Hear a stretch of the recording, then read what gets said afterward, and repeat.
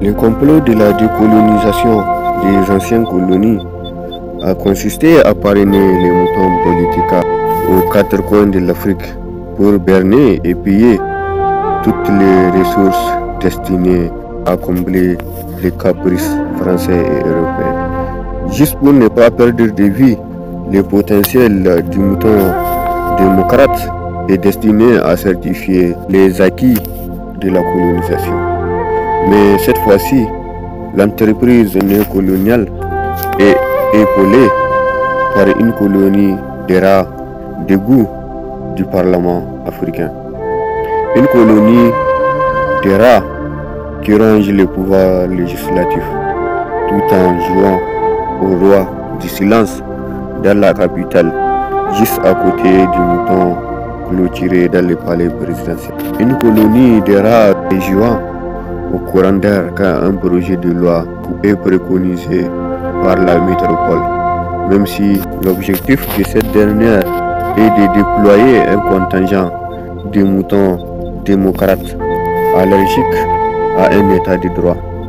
allergiques à la souveraineté nationale, allergiques à l'unité de l'Afrique, allergiques à la voix d'une Afrique qui résiste avec la tête haute, comme les panafricanistes Lumumba,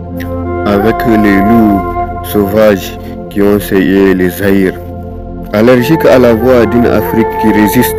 au fardeau de la politique du ventre du mouton intellectuel qui tourne la tête, qui ne voit rien et qui n'entend rien de la déprimante carrière de la démocratie africaine, qui n'entend rien du cœur meurtri de l'Afrique et de ses enfants, qui n'entend rien aux pleurs des enfants de l'Afrique, divertis avec une symphonie de programmes délirants et tordus, au détriment de l'histoire de tous les résistants les plus habiles qui ont défendu les royaumes africains pendant la barbarie de la colonisation, au détriment des chevaliers oubliés qui ont défié la machine coloniale, au détriment des héros oubliés qui ont donné leur cœur et leur âme pour l'Afrique pendant la bataille coloniale, au détriment des chevaliers oubliés qui ont saigné pour l'expansion des empires africains, au détriment des héros oubliés qui se sont battus contre l'instinct animal de la mission du capitaine Voulé Chanoine, au détriment des chevaliers oubliés qui n'ont pas eu la sottise de croire à la bonté de la foi chrétienne qui a secondé les colonisateurs, au détriment des chevaliers oubliés qui ont tout donné pour le plus vieux empire du Soudan central,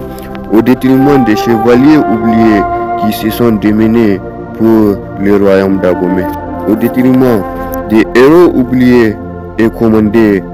par la reine magicienne de l'Ariwa, au détriment des chevaliers oubliés et prématurément vieillis par un injuste procès de l'histoire africaine,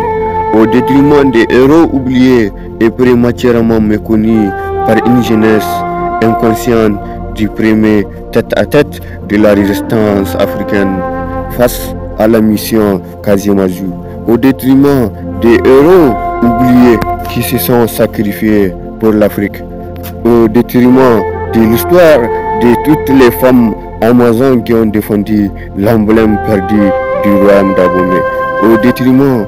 de l'histoire du farouche général Samori Touré, au détriment de l'histoire du farouche fils de Glélé, au détriment de l'histoire de l'empire tout couleur de l'Harji Omar.